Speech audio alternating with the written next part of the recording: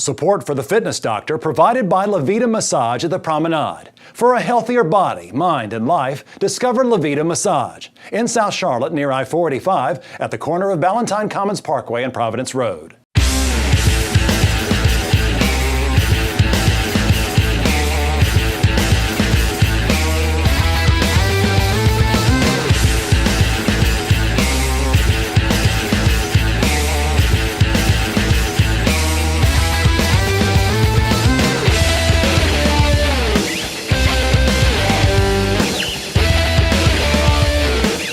Hi, and welcome to the Fitness Doctor here on ESPN 730, the program where we address your exercise, nutrition, and overall health needs.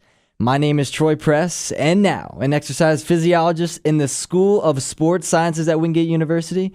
He doesn't need any introduction, but I guess we'll do it anyway. The Fitness Doctor himself, Dr. John Acquaviva. Thanks, Troy. Today our topic is illegal supplements, in particular those common and banned by the NCAA, the IOC, the International Olympic Committee, and professional sports. At least the four major sports here in America. I think this will capture the attention of our listeners since a great deal of news in the sports world just in the past couple of years have been athletes getting in trouble with them. A-Rod, Lance Armstrong, and other folks. So I think we have a naturally interesting show. What's in store for us today, Troy? All right, Doc. Great show as always. This segment's rundown is special in-studio guest Tim Singleton is in the building, ladies and gentlemen. We have the quick Q&A with Dr. A, the social media breakdown, and fitness nuts in the news. All right, a little bit more about my guest today, Tim Singleton. He's the director of sports medicine, and he's an athletic trainer at Wingate University, the same place that I work.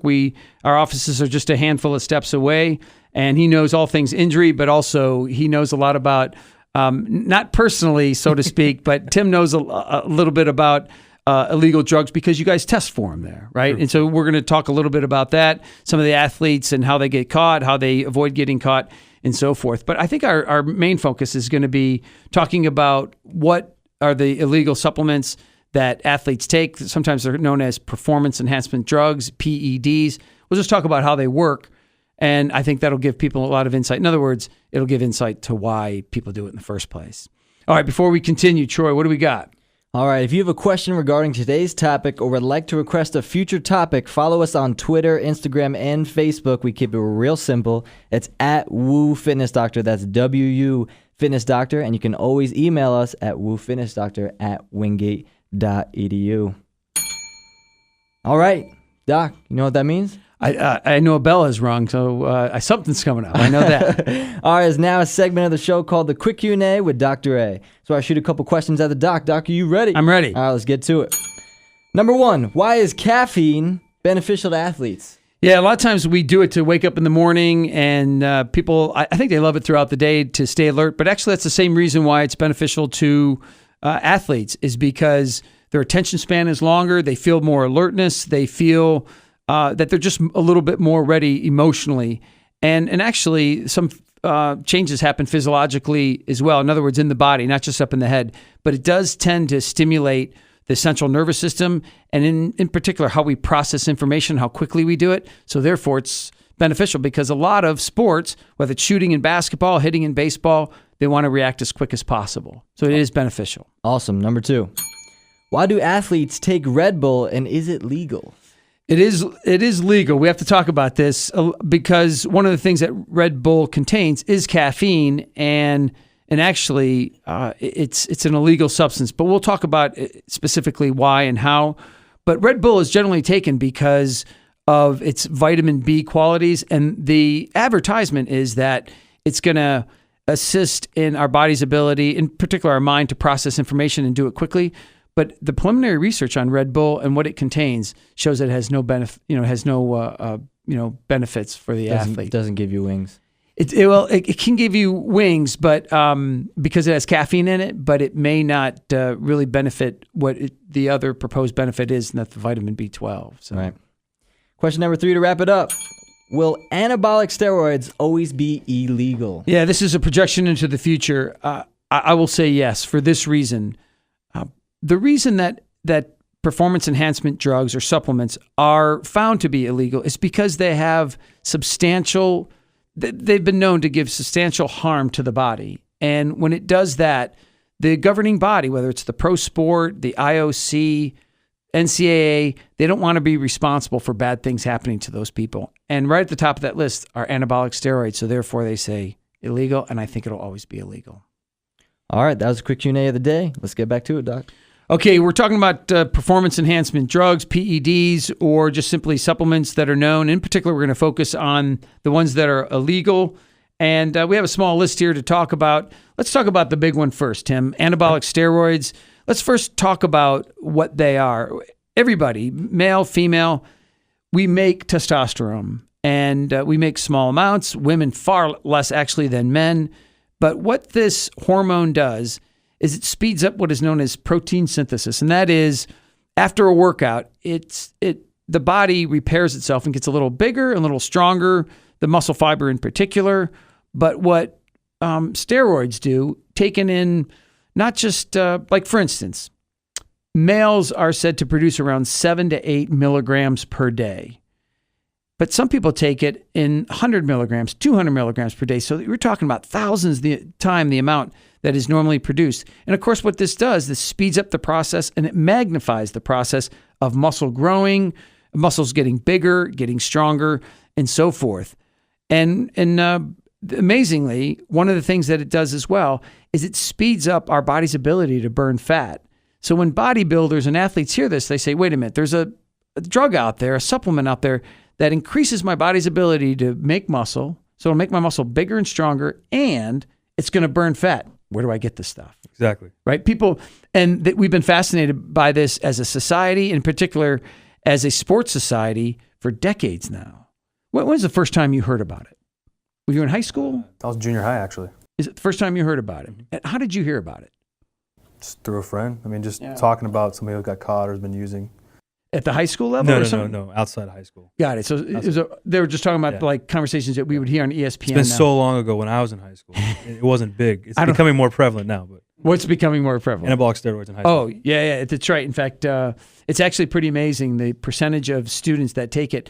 And in particular, one of the most surprising things is how many kids take it and they don't belong to a sport at all. They just want to, they see the cover of Men's Fitness. They see all these actors really muscle bound and they're like, I'd like to look like that. And we know almost every study shows that it's highly beneficial. Now, the NCAA, pro sports and so forth, it is known that they test for this as well. And a lot of people are caught every year. Of course, a lot of people, I think, follow, at least to an extent, the A-Rod thing, denied it for a long time. I think he's conceded to an extent, but really what he's conceded to is just the suspension. But they have a lot of text messages out there between him and the guy that was administering him. And it's pretty powerful because there was a whole system for him on when to take them, how to avoid detection, and so forth. And one of the things that you shared with me recently, Tim, was a list of all of the anabolic steroids that the NCAA prohibits. And on that list, I don't remember exactly, but I don't want to say it exceeded 20. Oh, for sure. Was there more than 30 maybe even? I would say yes. And so what these are, they're synthetic forms of testosterone, and they're simply known as anabolic steroids. And they're proven to be, at least in most studies, to be highly beneficial. Now, there's a lot of things that people can do or take. Is this still the biggest concern from an athletic trainer standpoint, from the NCAA standpoint? Yes, on two fronts. You touched on the injury portion already, but the NCAA likes to they promote fair play. Yep. So we're a Division II school, and so if say two athletes are taking any kind of performance enhancement, and say that the rest of the team isn't, are they going to have a leg up on those players? Yeah. Playing time for whatever, Yeah.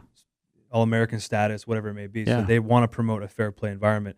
That's also the other component to it that some people forget to realize that, hey, this is also, we're trying to promote fair play. But injuries are huge because you see, all right, the hypertrophy of the muscle, which is the muscle's getting really big too fast. Yeah. What doesn't stay caught up is a tendons. Therefore, you're tearing stuff like crazy and you're missing playing time. So the same, it's kind of ironic that the reason you did it was to get better and to promote playing, but then you actually are detrimenting or being a detriment to yourself.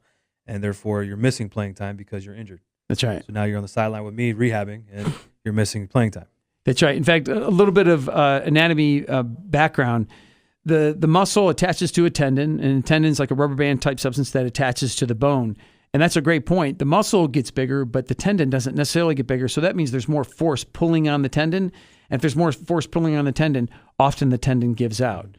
And then the person's injured. And sometimes it's a severe injury. It is. In fact, sometimes there's a rupture, a full rupture. And I've known people I played with in rugby, I played with in baseball. I heard of football players doing it, weight trainers also, that a lot of the suspicion on why they're injured so much is because there's suspicion that they're taking anabolic steroids. Usually you'll see it in the off season when you're trying to get better, bigger, faster, stronger. Yeah. When in the weight room hitting it hard, the pecs start tearing, the biceps start tearing, things of that nature. That's when you start seeing it the most. Yeah. This is purely opinion, but this will be interesting to get your viewpoint on this.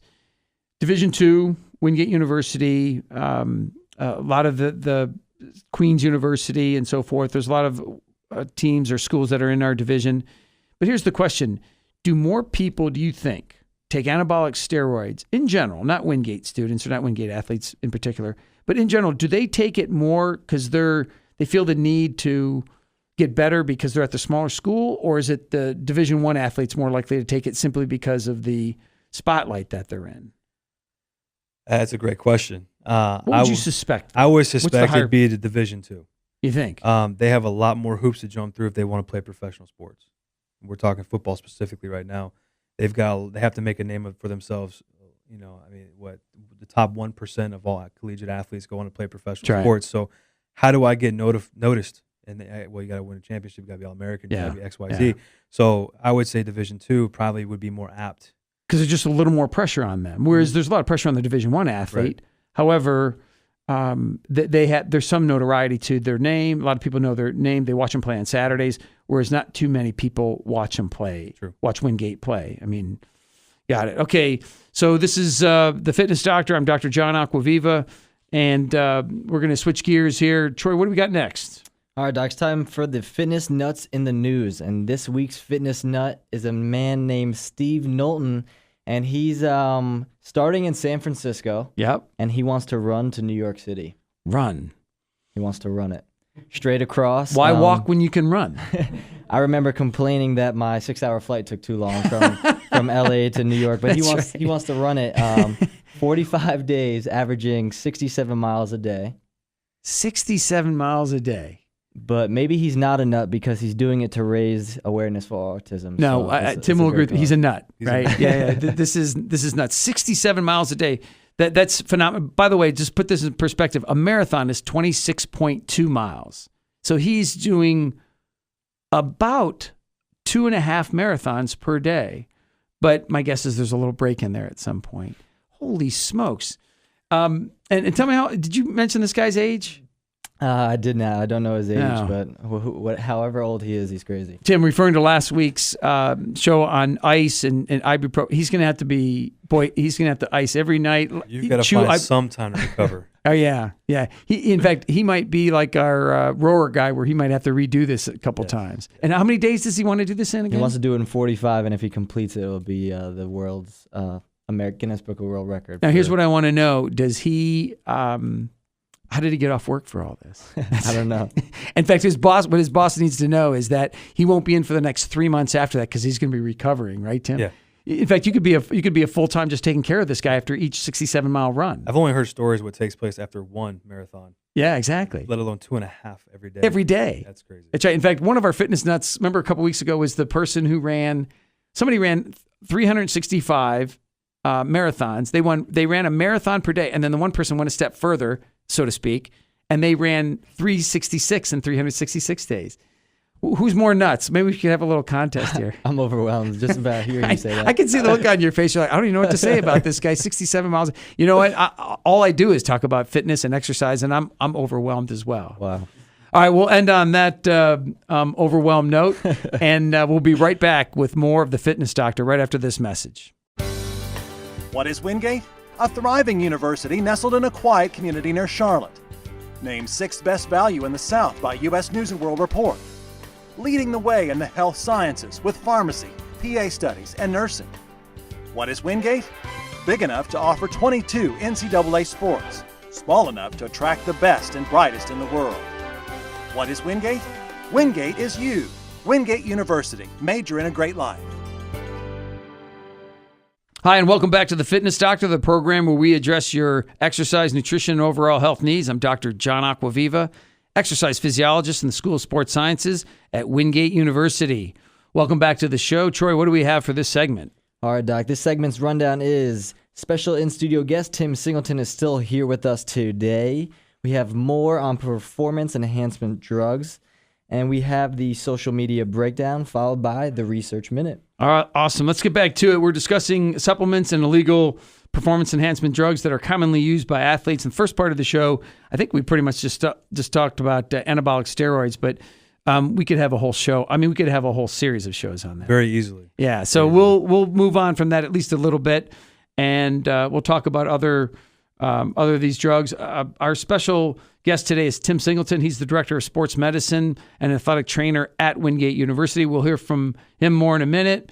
And Troy, talk to us about the social media info. All right, Doc. If you have a question regarding today's topic or would like to request a future topic, follow us on Twitter, Instagram, and Facebook. That's at Woo Fitness Doctor. That's WU Fitness Doctor. And always feel free to reach us on email at woofitnessdoctor@wingate.edu. So we have email, we have Instagram, Correct. we have Facebook, Correct. and then we have Twitter. When are we going to get Vined? When are we going to be Vining? Well, we've had some funny videos Are we Vined or are we Vining? I think we're Vining if we head down that Vine road. But we have some funny videos on Instagram. Check it out. That's right. In particular, the one on Valentine's Day. Valentine's Day. It's a hit. Good. It's a hit. A lot of likes on that one. I was ready to give the punchline away, but we want people to go to that. Exactly. So, and more than anything, we can hear your imitation of a little stuffed bear. That's one of the reasons. For sure. Check out the video. That's at Woo Fitness Doctor on Instagram. Check it out. All right. There's a lot of performance enhancement drugs that are out there. We talked about anabolic steroids, as I mentioned.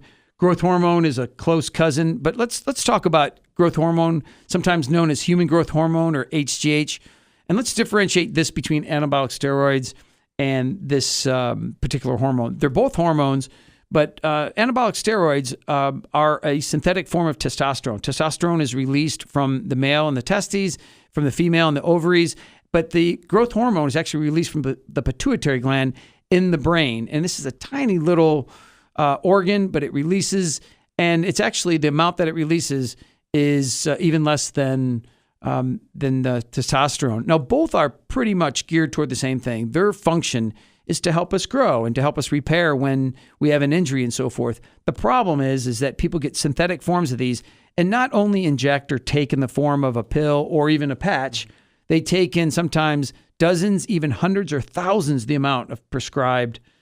Now, let me ask you this. When you guys test when you were working for the Falcons, you guys would test there, and you guys test at Wingate University as well. Do you know how much is in their system, or do you just know that this is in their system? Well, when we test, we send out the sample. When we receive the paperwork back, they will tell you basically the milligrams of whatever was in their system or so milliliters. They will give you, because that's the only way to show that was a positive. Got it. So there's a threshold amount. Once you go over that threshold, sorry, no chance, because they give you some wiggle room. That's right. So, in fact, here's what I understand, that this is the amount that's seen in the average male or female, whatever the case is, and then they give a grace amount as well, even amounts that they've never seen before. But then you don't really get in trouble until you're above that amount. Exactly. In other words, they've done it so if you test positive, you've tested. There's no positive. Question. That's the point. It wants to take out. It's very black and white. There's no gray. Because I mean, there's I did this. No, it's just it's cut dry. Yeah. And do you find this? Is it interesting, or is it more? I don't know. Do you feel like they're helping them by doing this, or do you feel kind of like a policeman? How do you feel personally about? Because you have to talk to these guys about this all the time, right? Like, and in fact, you have to point the finger at them and go, "You're being tested today," right? You're the one that tells them at Wingate, right? It's difficult as an athletic trainer, depending on what setting you're in.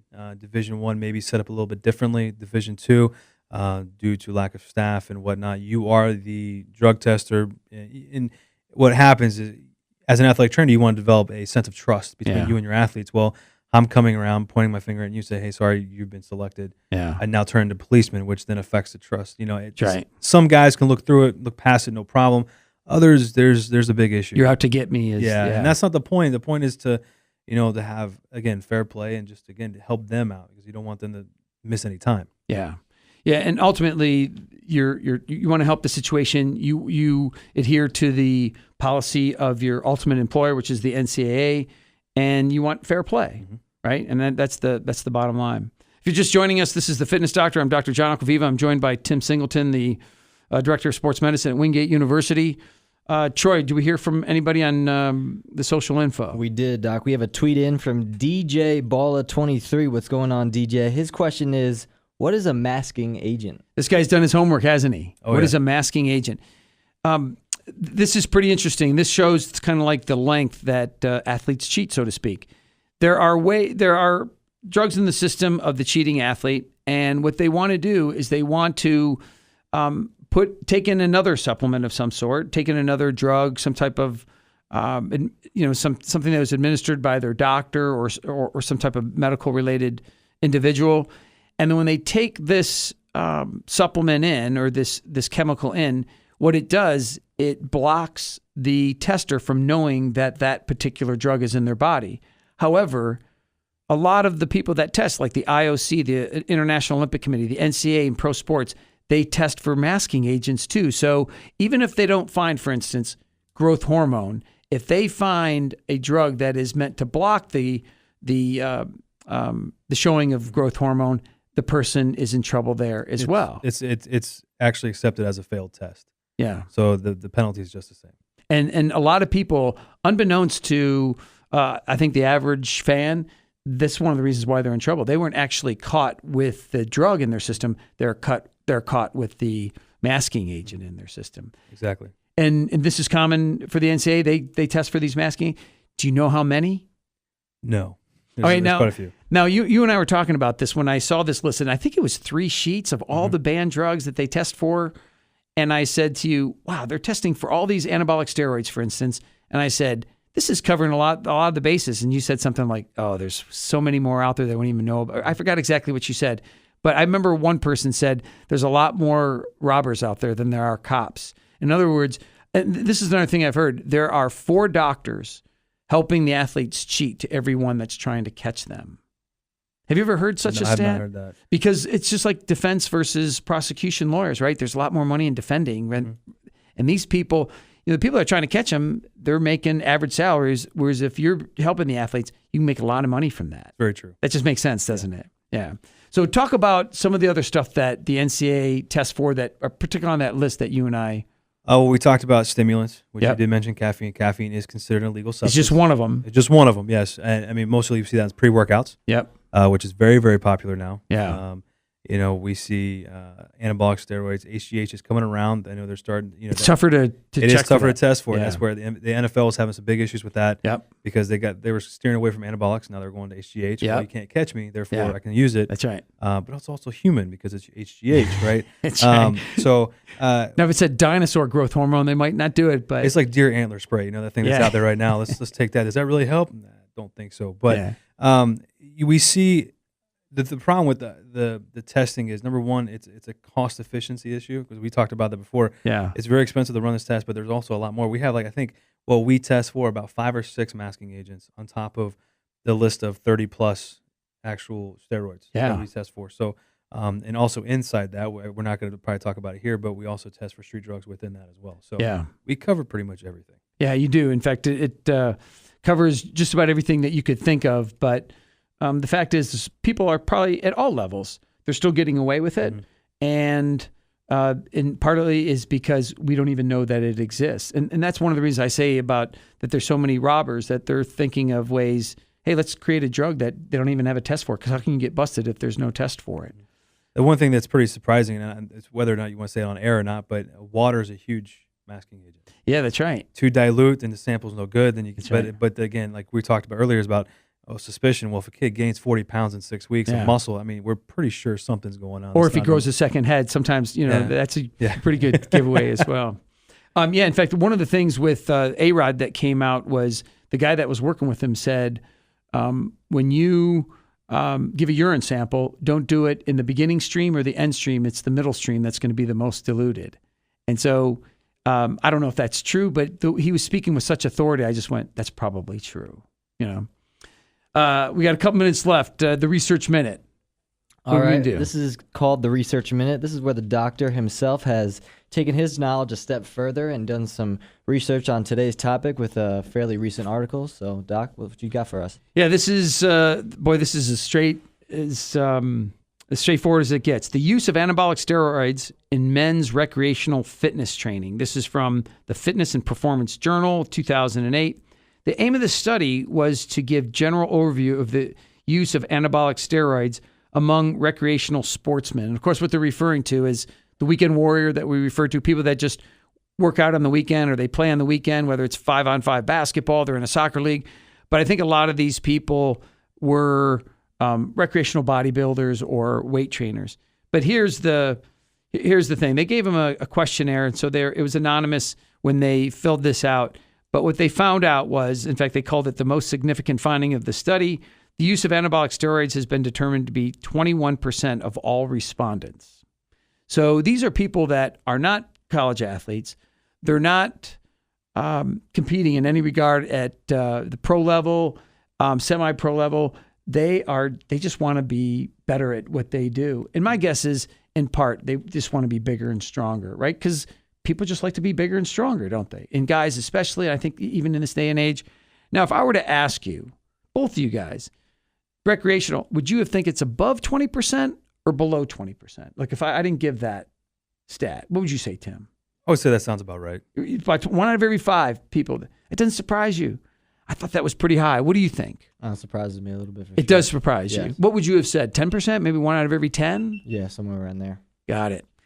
Yeah, this is pretty amazing. By the way, another one that was for anabolic steroid use in high school, and it showed that 1 out of every 10 high schoolers, and most of those were athletes, but it showed that a decent percentage, I think 20% of them, had nothing to do with athletics at all. And this is in high school.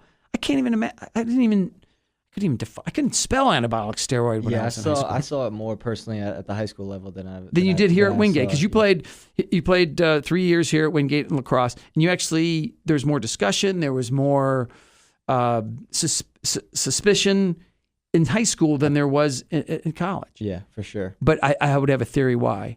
Is because, not to say that, the lacrosse guys or any athlete would do it. It wasn't the lacrosse guys. It was when I was on the football team. It was when I was seeing the most in high school. But here's my experience, my little experience with it. I haven't played years of rugby and a little bit of football and baseball and so forth, is that the older you get, the more secretive you are about it. In fact, you won't even tell the guy next to you in the locker room. That's speculation on my part. But don't you think there's some truth in that? I think there's so. Paranoia, Yeah. I think also on top of that is, what's the end goal in mind? College scholarship. That's right. So what's the best way to get me out there? That's right. It's all about performance based, That's right. And further, if somebody's going to ask you, or everybody always wants to, in fact, I shouldn't say everybody, but I think most students want to at least give the illusion that they got there out of hard work and maybe a little bit of genetics. And let's face it, whether people should agree that or think that it should be legal or not, it has a stigma to it. And so if you tell somebody else that you're on it, they will always believe. Let's face it, that's why Barry Bonds may never get in the Hall of Fame, right? He may never get there. All right, I want to thank my guest, Tim Singleton. I want to thank Troy. He's always the smartest and best man in the room. And I want to do a little takeaway from today's show. There's a lot of different ways that athletes can cheat and what are known as performance enhancement drugs, and everything from caffeine to anabolic steroids to human growth hormone have been known to give some boost in performance. And there's reason, folks, why it is illegal. In fact, most cases, at least taken in great amounts, it does some damage to the human body. So we need to take a look at why and how that is. Thank you for joining us today on The Fitness Doctor. And remember, you don't stop playing because you get old. You get old because you stop playing. See you next time on The Fitness Doctor. Support for The Fitness Doctor provided by Levita Massage at the Promenade. For a healthier body, mind, and life, discover Levita Massage in South Charlotte near I-485 at the corner of Valentine Commons Parkway and Providence Road.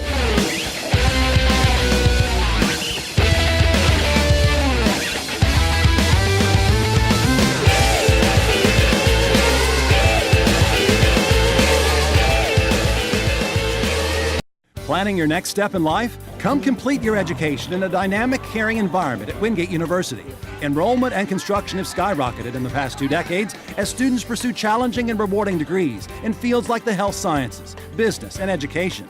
U.S. News & World Report has named Wingate University the 6th best value in the South. Visit one of our 3 great campuses, Wingate, North Carolina, Hendersonville, or Charlotte, or check us out at wingate.edu. Major in a great life at Wingate University.